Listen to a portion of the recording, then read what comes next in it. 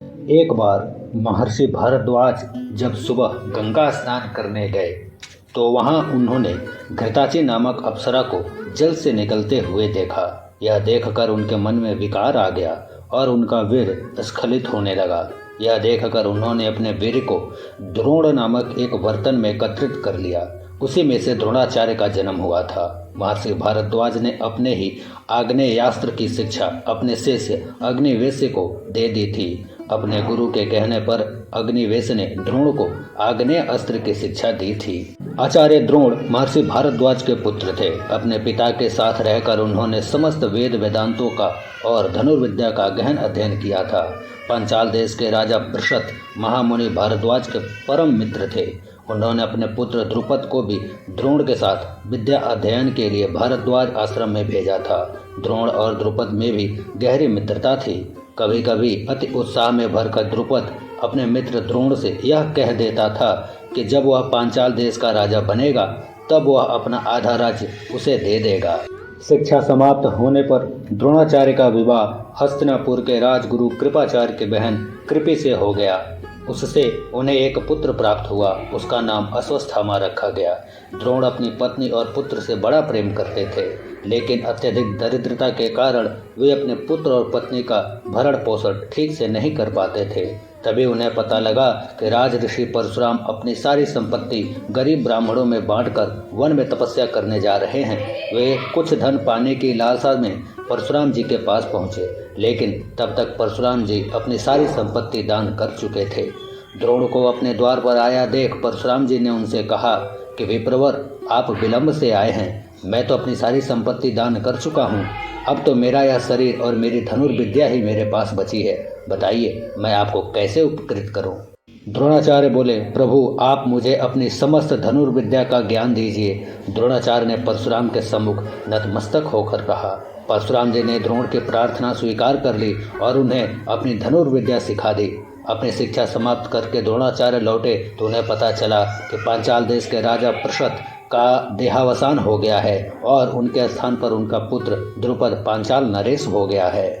तब द्रोण अपनी सहपाठी मित्र द्रुपद से मिलने पांचाल देश पहुंचे और अपने मित्र से मिलकर कहा, मित्र द्रुपद, मुझे पहचानो, तुम्हारा सहपाठी मित्र द्रोण हूँ। परंतु द्रुपद ने भरे दरबार में राजमद के अहंकार में द्रोणाचार्य का अपमान करते हुए कहा, अरे ब्राह्मण, तेरा इतना साहस कि तू एक निर्धन ब्राह्मण होकर भी मेरे साथ मित्रता का ख्याल देखता है। क्या तू इतना भी नहीं जानता कि दरिद्र व्यक्ति की धनी के साथ, मूर्ख की विद्वान के साथ और कायर की वीर के साथ कभी मित्रता नहीं हो सकती। मित्रता बराबर की हैसियत वालों में ही की जाती है। मैं राजा हूँ और तू एक निर्धन भिखारी, तेरे साथ मेरी मित्रता कैसे हो सकती है? जा, चला जा यहाँ से। द्रोणाचार्य अपमान का घूंट पीकर वहां से चले आए। उन्होंने उसी क्षण संकल्प लिया कि वे इस अभिमानी राजा को सबक सिखाएंगे। वे अपनी पत्नी और पुत्र के साथ हस्तिनापुर अपने साले कृपाचार्य के पास पहुंचे और गुप्त रूप से वहां रहने लगे। परशुराम से शिक्षा ग्रहण करते समय उनकी प्रसिद्धि दूर दूर तक फैल गई थी। स्वयं भीष्म पितामह भी उनकी धनुर्विद्या के प्रशंसक थे। इसी कारण द्रोण हस्तिनापुर में अपने आप को छिप कर रख रहे थे। वे नहीं चाहते थे कि कोई उन पर दया करे और उनकी निर्धनता का परिहास उड़ाए। एक दिन वे वन में अकेले ही भटक रहे थे।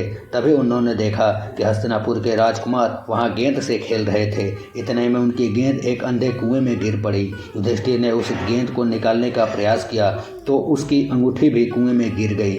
अब सभी राजकुमार कुएं के चारों ओर खड़े होकर कुएं में झांकने लगे। उसे निकालने का कोई उपाय उनके पास नहीं था। उसी समय द्रोण उनके पास आते हैं और कहते हैं, राजकुमारों, तुम लोग क्षत्रिय हो, क्या यह तनिक सा कार्य भी तुम नहीं कर सकते?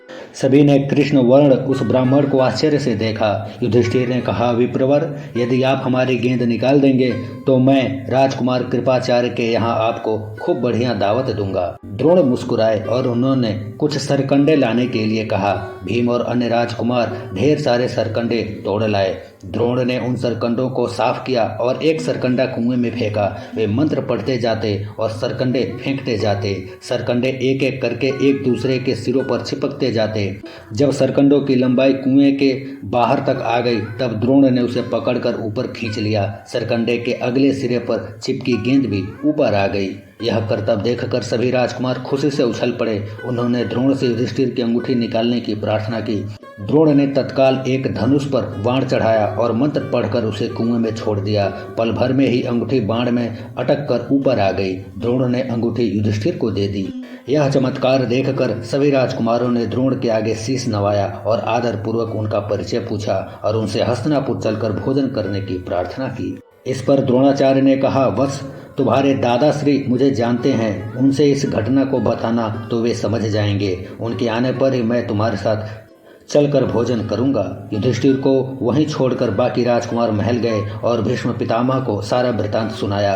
भीष्म तत्काल समझ गए कि वे आचार्य द्रोण ही होंगे। वे उसी समय राजकुमारों के साथ वन में आए और बड़े सम्मान के साथ आचार्य द्रोण का स्वागत किया। वे उन्हें आदर सहित महल में ले आए और उनसे राजकुमारों को धनुर्विद्या सिखाने की प्रार्थना की। आचार्य द्रोण ने भीष्म का प्रस्ताव स्वीकार कर लिया। आचार्य द्रोण राजकुमारों को विधिवत धनुर्विद्या की शिक्षा देने लगे। अर्जुन पर उनकी कुछ विशेष कृपा थी। आचार्य प्रायः अपने शिष्यों को लेकर वन में चले जाते और वहां पेड़ पर बैठी चिड़िया, हवा में उड़ते बाज, दौड़ते मृगों पर बाणों का प्रयोग कराते। जंगल में एक बार द्रोणाचार्य स्नान करने के लिए एक नदी में उतरे, तभी एक मगर ने आचार्य की टांग पकड़ ली। द्रोणाचार्य कराह उठे। उनकी शिष्य मंडली ने देखा तो सभी चिंतित हो उठे। तभी अर्जुन ने अपने बाणों से मगरमच्छ का खुला मुख बांध डाला। उनका जबड़ा खुला का खुला रह गया। आचार्य की टांग उसकी पकड़ से छूट गई। द्रोणाचार्य ने जल से बाहर आकर अर्जुन को आशीर्वाद दिया। कहा, मैं तुम्हें आशीर्वाद देता हूँ, तुम विश्व में सबसे बड़े धनुर्धारी बनोगे। यह मगर मायावी था, मैंने तुम्हारी परीक्षा ली थी। दुर्योधन द्रोणाचार्य के आशीर्वाद को सुनकर चिढ़ गया, परंतु वह कुछ बोला नहीं। इसी प्रकार गुरु द्रोणाचार्य का ममत्व अर्जुन पर बढ़ता ही चला गया। एक बार आचार्य ने अपने सभी शिष्यों को बुलाया और एक पेड़ पर छिपा कर रखी एक नकली चिड़िया को दिखाया। बताओ, तुम्हें पेड़ पर क्या दिखाई दे रहा है? लगभग सभी राजकुमारों ने कहा कि उन्हें चिड़िया के साथ साथ पेड़, आकाश और वृक्ष की पत्तियां तक दिखाई दे रही हैं। सबसे अंत में उन्होंने अर्जुन से पूछा कि उसे क्या दिखाई दे रहा है। इस पर अर्जुन ने कहा, गुरुदेव, मुझे तो चिड़िया की बस आंख ही दिखाई दे रही है। तो फिर बाण चलाओ, द्रोणाचार्य ने कहा। अर्जुन ने तीर चलाया तो वह सीधा चिड़िया की आंख में जा लगा। सभी ने अर्जुन के बाण संधान पर उसकी प्रशंसा की और तालियां बजाई। अर्जुन, तुम मेरी सभी परीक्षाओं में उत्तीर्ण हुए हो। मैं गर्व के साथ कह सकता हूँ कि युद्ध में कोई भी धनुर्धारी तुम्हें हरा नहीं पाएगा। आचार्य द्रोण ने उसकी प्रशंसा की और उसे आशीर्वाद दिया। सभी राजकुमारों की शिक्षा दीक्षा पूरी होने पर द्रोणाचार्य ने अपने सभी शिष्यों से गुरु दक्षिणा मांगी। उन्होंने कहा, पांचाल नरेश द्रुपद को बंदी बनाकर मेरे सामने लाओ। सबसे पहले दुर्योधन और कर्ण द्रुपद को बंदी बनाने गए, लेकिन वे उसे बंदी बनाने में नाकामयाब रहे। हार कर वे वापस लौट आए। वास्तव में तो दुर्योधन ने मन से प्रयास भी नहीं किया था, क्योंकि द्रोणाचार्य ने कर्ण को धनुर्विद्या सिखाने के लिए मना कर दिया था।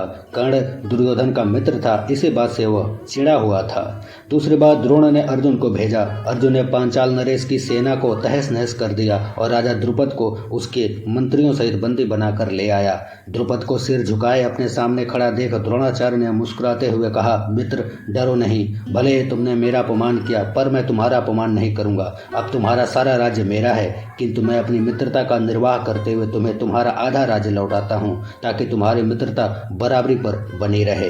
राजा द्रुपद का गर्व चूर चूर करके द्रोणाचार्य ने उन्हें ससम्मान वापस भेज दिया। द्रुपद वापस तो चला गया, लेकिन उसके हृदय में कसक बनी रही। उसने संकल्प लिया कि वह ऐसी संतान उत्पन्न करेगा जो द्रोण से उसके अपमान का बदला लेगा।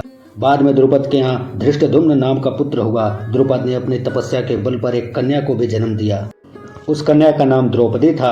धृष्टद्युम्न दैवीय शक्तियों से संपन्न वीर युवक था। वह बड़ा साहसी और क्रोधी था। उसने आचार्य द्रोण से ही शिक्षा प्राप्त की थी और महाभारत युद्ध में धृष्टद्युम्न के द्वारा ही आचार्य द्रोणाचार्य का वध हुआ था।